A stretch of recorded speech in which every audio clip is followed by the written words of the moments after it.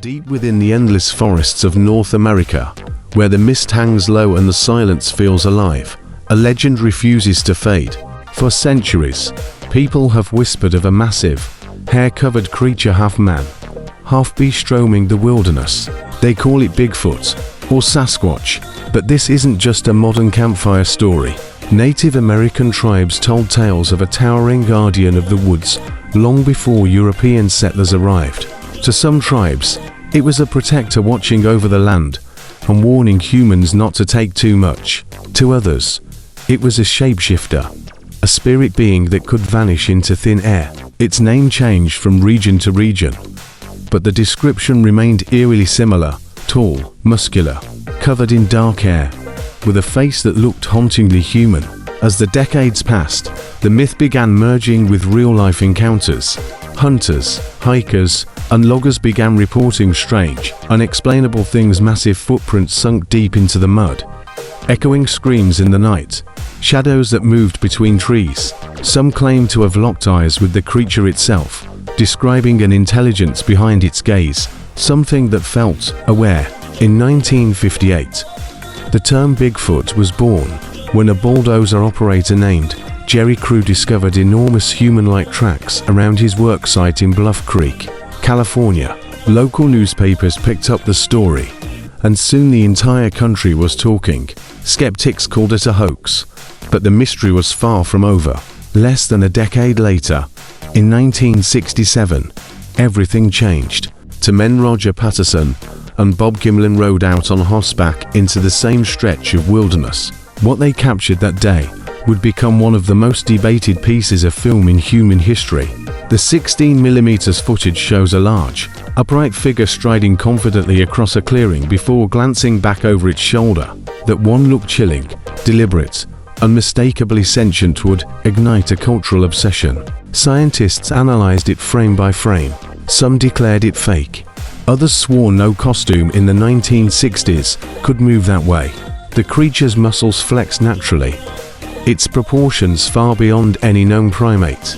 From that moment on, Bigfoot wasn't just folklore, it became a mystery that refused to die. Sightings exploded across the Pacific Northwest, Canada, and even into the Appalachian Mountains. People began to ask themselves the impossible question: if so many are seeing the same thing, how could they all be wrong?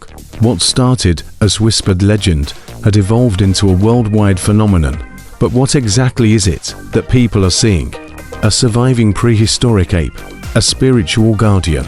Or something not meant to be understood at all? The deeper you venture into the forest, the more you start to feel it, to the stillness, the weight in the air, that eerie sense that you're being watched. And maybe, just maybe, something ancient is watching back. After the Patterson Gimlin film in 1967, the world split in two. Skeptics called it a man in a costume. Believers insisted no man could move like that, its stride was too long, its muscles to define beneath the fur. Scientists dismissed it as a hoax. Yet none could replicate the film convincingly with 1960s technology. Then came the prints, hundreds of them. In 1982, a biologist in Washington found deep, symmetrical tracks crossing a riverbank, each print showing mid-tarsal breaks, a flexible foot design unknown in humans. Others discovered long strands of coarse hair snagged on bark, later tested and labeled a known primate. Even law enforcement officers began encountering the impossible. In 1974, the Sheriff's Department in Skamania County, Washington, reported multiple sightings from park rangers and hikers. The accounts were so consistent that the county actually passed a law making it illegal to shoot or harm a Bigfoot, calling it an endangered species of unknown origin. But not all stories end peacefully. In 1924, miners at Ape Canyon claimed their cabin was attacked overnight by a group of massive, howling creatures. They described the creatures hurling boulders down from the cliffs until dawn. When rescuers arrived the next day, they found the cabin partially destroyed and huge prints scattered everywhere. Years later, in 1955, a man named Albert Osman came forward with a bizarre confession. He claimed that while camping in British Columbia, he was abducted by a family of Bigfoots, kept captive for 6 days before escaping. His story was ridiculed, but the details he gave about language like sounds, diet, and sleeping habits were oddly consistent with later reports. As the evidence piled up, scientists avoided the subject, fearing ridicule. Yet cryptozoologists, those who study hidden animals, press forward. They collected casts, studied hair samples, and mapped sightings. By the 1980s, Bigfoot had become more than a myth, it was a cultural obsession. But beneath the pop culture jokes, something darker was emerging. People were disappearing in remote forests, sometimes within earshot of their companions without a single trace. Could these vanishings be connected? Or were they part of something much older, much deeper, hidden beneath the soil and trees of North America's wilderness? National parks of North America, something strange has been happening for decades. Campers vanish without a trace. Search dogs refuse to track. Radios die. Time seems to blur. Former police officer and author David Paulides began documenting these disappearances, hundreds of them, in what became known as the Missing 411 cases. He noticed a pattern. Most occurred near large bodies of water, clusters of boulder fields, and deep forests, the same regions long associated with Bigfoot sightings. Families described hearing screams before loved ones disappeared. Search teams found enormous tracks nearby leading nowhere, and yet, the National Park Service keeps no public database of the missing. Some families claim they were quietly discouraged from asking too many questions. It's led to a disturbing theory. Could the government know more than they admit? Whistleblowers have come forward claiming agencies have collected evidence, hair samples, thermal footage, even body fragments, but keep them classified under the label unknown by pedal primate. One retired forest ranger even claimed he'd been told to let the stories die. In 1975, a supposed memo surfaced linking Bigfoot sightings to military radar anomalies in Washington state. It was quickly denied, labeled a hoax. But then, hunters and soldiers began describing the same eerie phenomenon: strange electromagnetic pulses, heavy silence, and that feeling of being watched by something vast and intelligent. Witnesses often report a smell, a stench of decay and wet fur just before an encounter. Others describe hearing language like chatter, mimicking human voices from the tree line. Whatever this is, it's not a simple animal. Some theories suggest Bigfoot could be a relic species of Gigantopithecus, an ancient ape thought to be extinct. Others believe it's something interdimensional, a creature that slips between our reality and another. But there's another, darker possibility, that the truth has already been found, buried inside government archives labeled unclassified, cryptid. And if that's true, then somewhere out there, someone already knows exactly what Every Bigfoot legend is. begins with a story, but some stories seem to echo through time, refusing to die because, deep down, they might hold a grain of truth.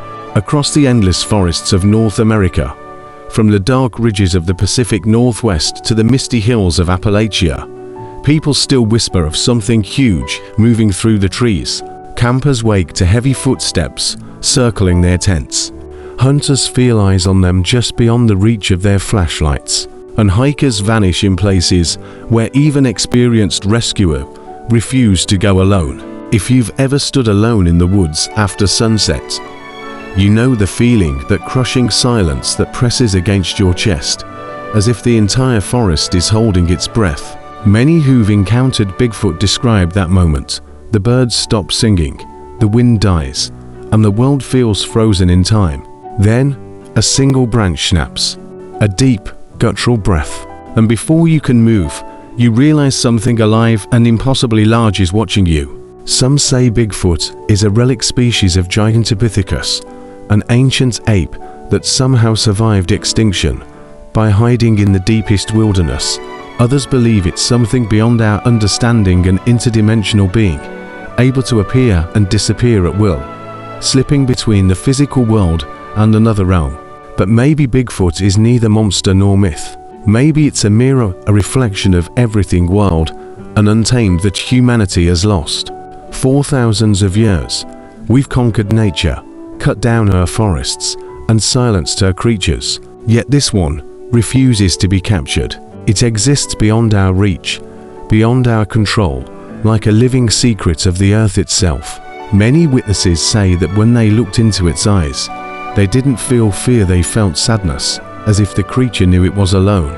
The last of something ancient, a guardian out of time. In 2012, a hunter from Northern California told his story.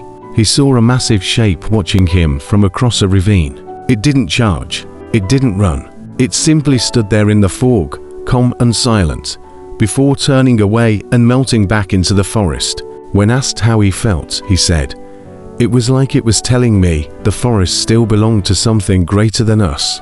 Maybe that's the real truth. Maybe Bigfoot doesn't hide because it fears us, but because it remembers a world before us, a world we no longer hear.